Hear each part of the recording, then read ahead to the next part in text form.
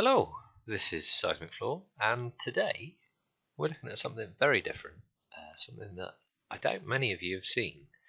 This is Pro Cycling Manager 2018, and effectively what I'm going to try and do is run through the Tour de France. So that starts on the 7th of July, and I'm hoping that every day I will have video that runs through the day's stage, sort of alternative Tour de France, and I'll see how close I can get to actual reality. So this video really is just a little bit of an introduction, some basics of what to expect, and a little bit on sort of the tactics that you can see, as well as the various games modes you can go into as well.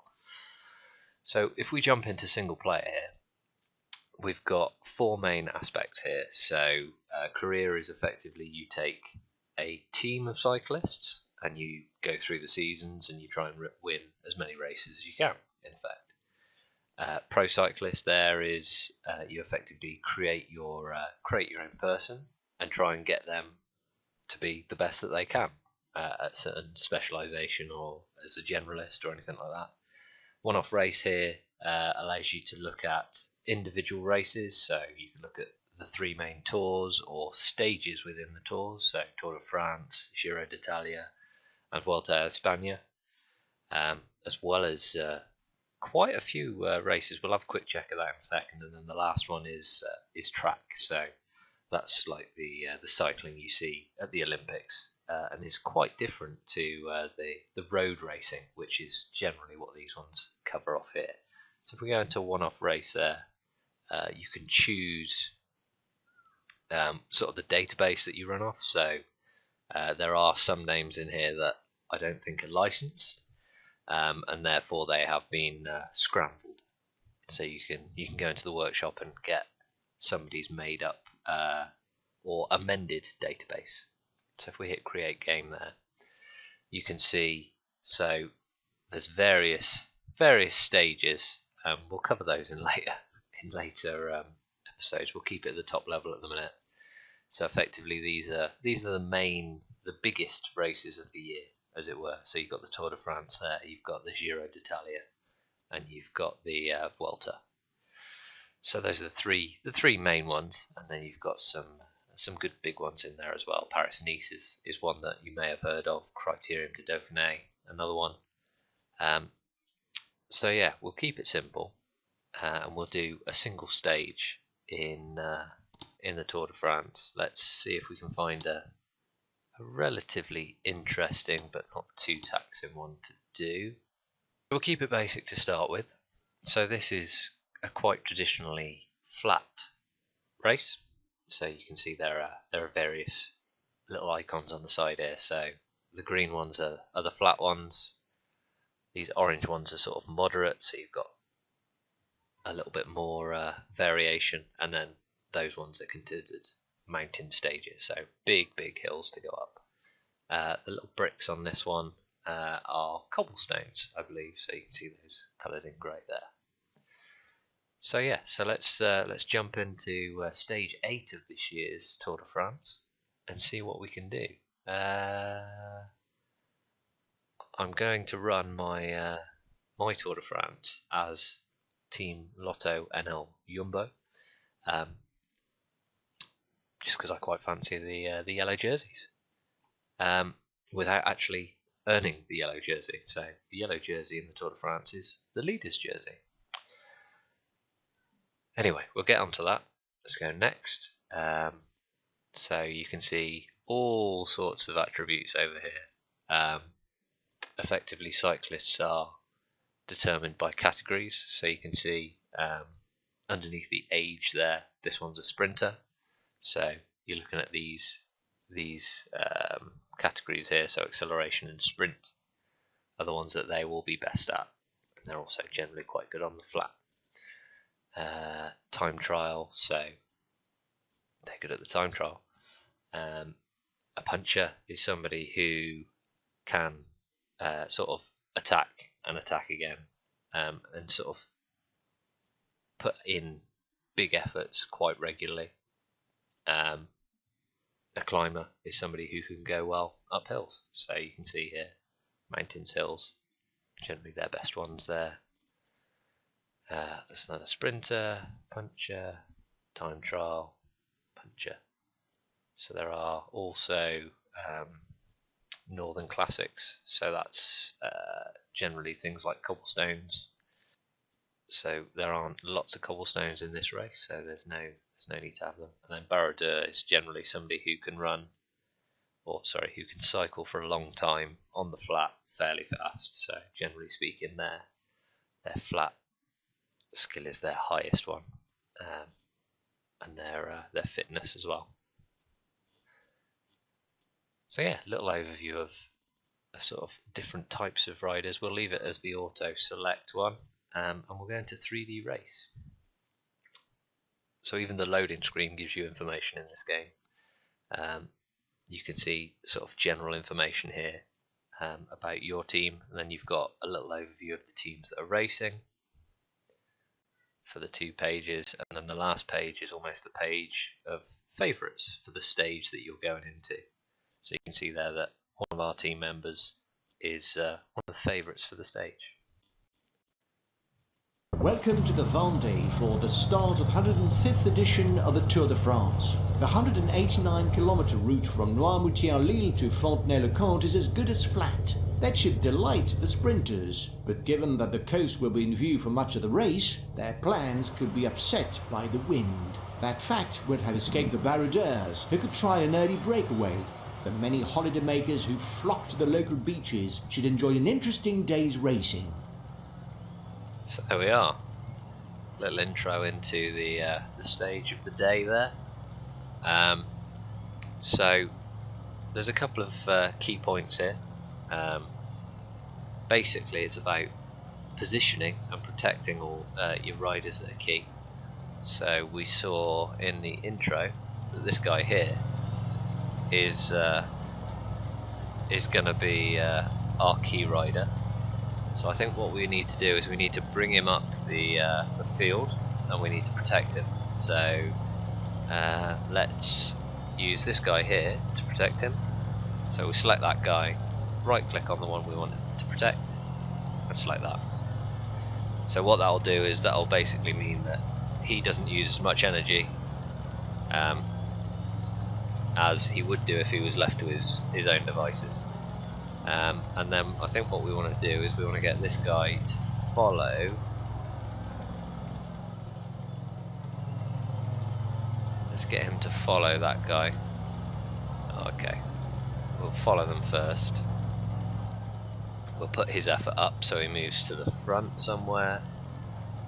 And then yeah, it's just about having people in the right place at the right time. So at the start of the race there will always be people that try and get in a breakaway, and I'll sort of talk a little bit about the tactics behind that when we come to see it.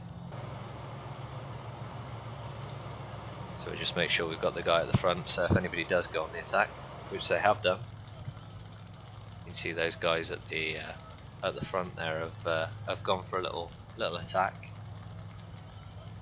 That one there. So you can pause and then select to go to follow that attack. So if we unpause here, you see that we go out and we follow that attack.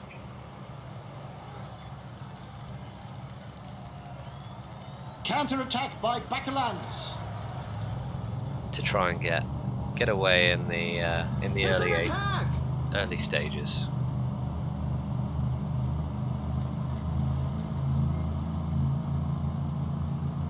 So then it's about working together in this small group to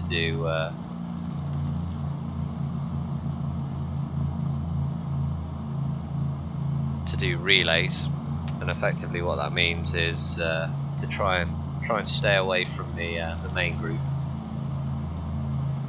So my guy here isn't having a great deal of.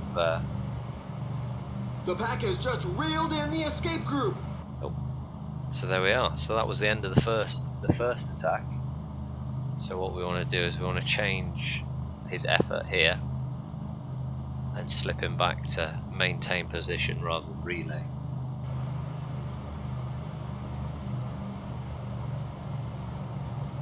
So no doubt in another second or two, another group will try and go free.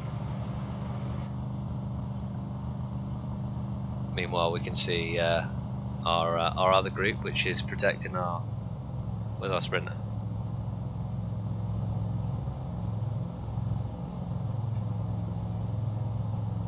Has made it up, so we'll just take the pace off of him there, maintain his position, and just wait for that sprinter to make his way back up.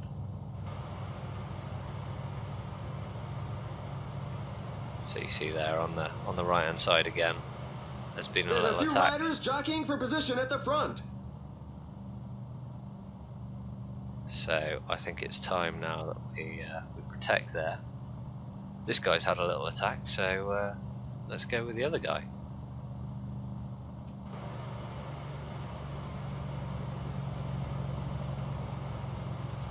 He's not really done that well. Let's follow this one.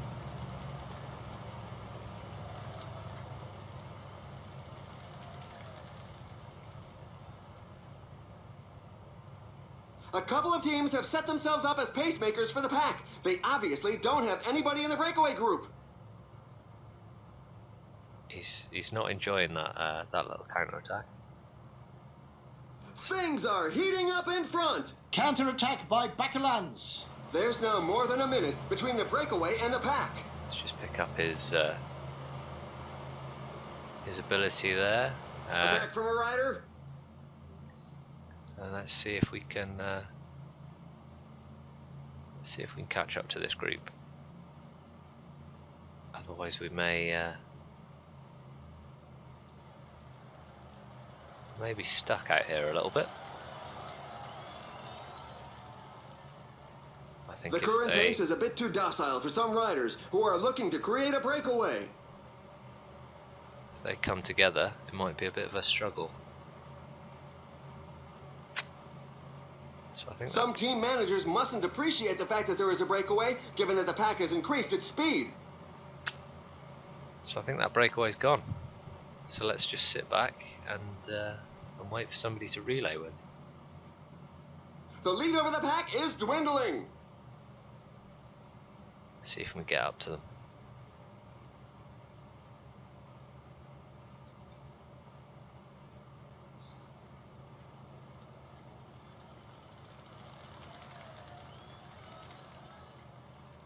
So you can speed up the time as well there.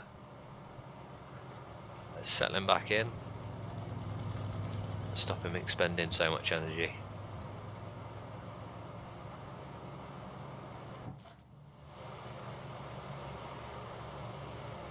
That's more than 2 minutes separating them. So let's get rid of that. Let's put him on auto. Let's put him. Whoa, where's he going? Protect him. There we go. So we need somebody to go and get water bottles here as well. Otherwise they'll die of thirst. So let's send this guy to get bottles.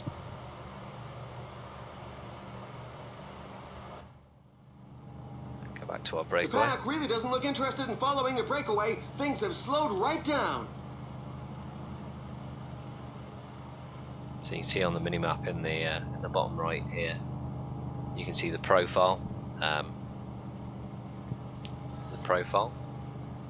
This bit here is an intermediate sprint, so effectively what that means in the Tour de France is you get points as a sprinter, and they go towards the green jersey, so not the overall leader's jersey who gets across the line fastest time, but best sprinter, which is the green jersey.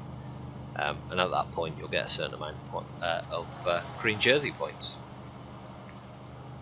Unfortunately, the guy that we've got in the breakaway isn't a sprinter, so he will struggle to get across that line first.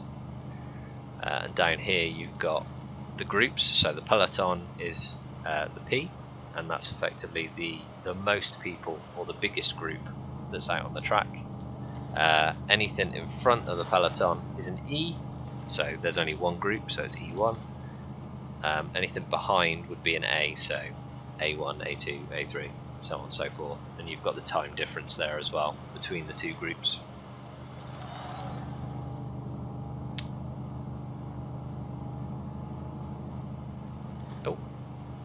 Oh, he needs to get a bottle. That was my fault. Looks like this guy needs to get bottles as well. And then back to the guy at the front. There we go. Let's just dial him back a little bit, because you can see up here the effort they're riding at. So they've decided to pick it up a bit there. Let's just slow it down a touch. Just see what's going on here. The breakaway is not to everybody's liking. The peloton has significantly increased its speed.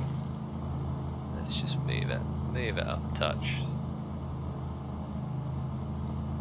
So yeah, lots of micromanagement and knowing sort of what your riders are best at.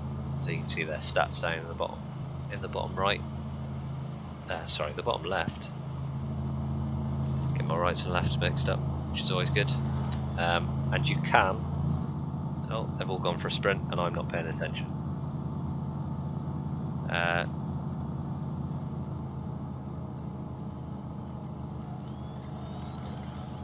So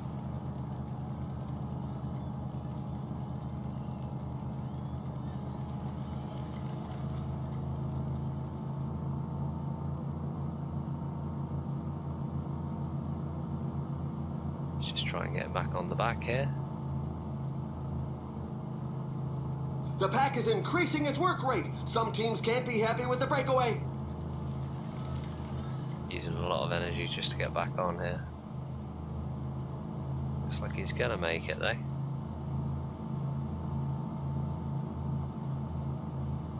There we go, I think he's back on the back there. Just dial him back so he doesn't jump to the front and get him to get a bottle. So yeah, used a dangerous amount of energy there. You can see the differences here. So the green bar effectively is stamina across the day. The red bar is sort of the attack bar, so the energy you can use in a short, sharp burst, and then the yellow one is sort of a high pace for a longer time, but it doesn't regenerate as quickly. The green one doesn't regenerate at all. And generally you can tell what they're burning by how high their heart rate goes. The breakaway is not to everybody's liking. The peloton has significantly increased its speed. We've got just 1/3 of the race left to run. Now's not the time to give up watching. So yeah, when that goes yellow, generally you're burning through the yellow bar as well. So yeah, you can see all these various things that you can make them do. And the last thing here is the energy gel. So basically, once every stage, you can give them a little boost for a particularly strenuous part of the stage. So there shouldn't be one for today, other than the sprint at the last. And we'll probably need to set up. Let's just get these bottles on the go. Probably need to set up a sprint train. So effectively, to get the best out of your sprinter, set up a little chain of your team, so they're all following each other. A couple of teams have set themselves up as pacemakers for the pack. They obviously don't have anybody in the breakaway group. And then you can keep your sprinter the freshest for longest and launch him at the best time. So let's speed that along. Split in the group. There's a rider trying to break away from the bunch.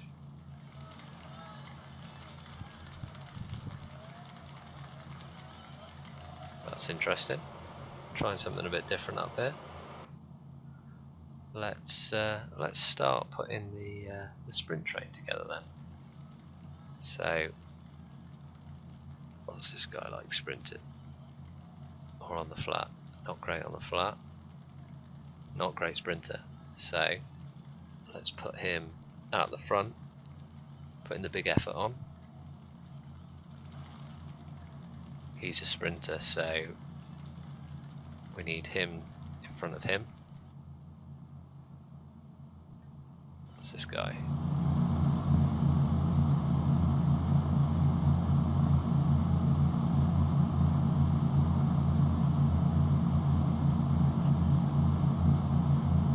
So let's just let this group come back together a bit.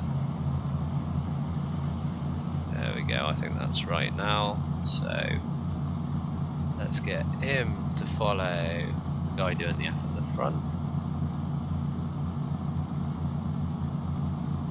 Follow him. So he was the sprinter. So let's get it to go like that, and then like that. So then what should happen is this guy gets burnt out. We then burn this guy, and then towards the last couple of kilometers we get these guys sprinting as well. So let's unpause that. Let's see how that goes. In practice, it should work well. In reality, I don't think as much.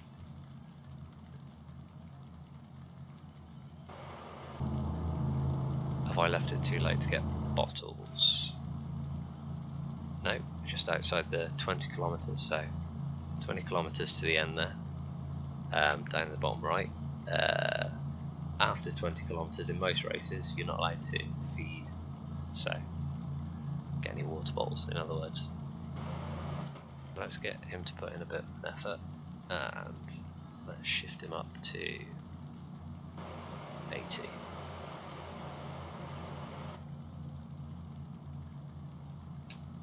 Let's get him to follow him. This probably isn't making any sense to anybody at the minute. So let's do that, and then so we're not burning our sprinters. Let's do it that way round.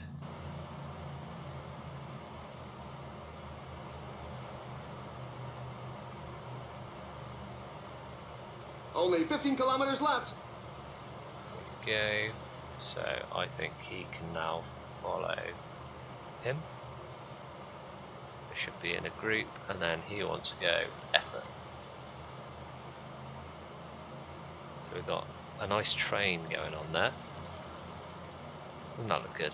Let's just go and see what this guy's doing. Not a lot at the minute.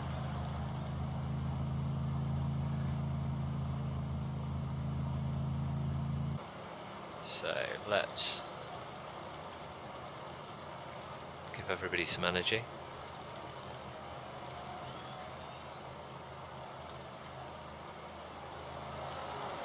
So I think he's done. So let's see if we can get this guy to follow him instead.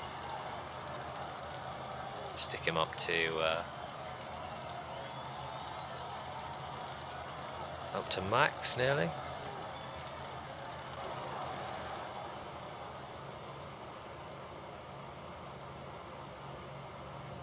There we go. The sprint is on. The riders are setting themselves up. So they've gone a bit early there. There's still 2 kilometers left.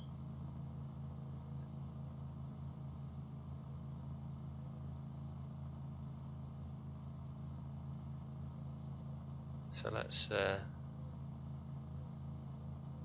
decouple all this, I think. Oh, let's see what happens here.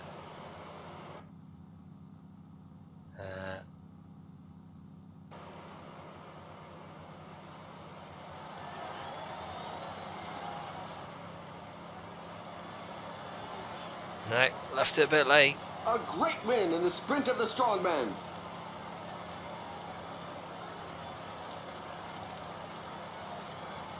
Made it into the top 10, which isn't too bad.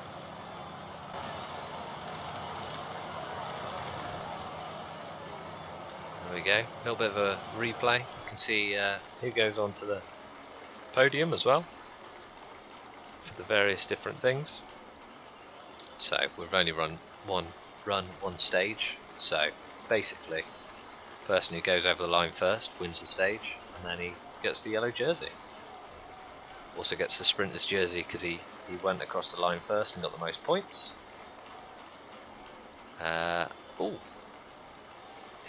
My guy's got the best young rider. So best young rider is fastest finisher, who is under 24, I believe. Vindash won that one. So you can see all our team highlighted in green there. So it wasn't too bad, and hopefully it's given you an idea of the game and how it plays, and sort of a little bit into the pro cycling or the road race scene and how it sort of works. So yeah, look out for on the 7th of July, the first alternate Tour de France running, and as I said, each day of the tour, hopefully we'll have a video out of the same stage, giving an alternate ending, or potentially even the same ending.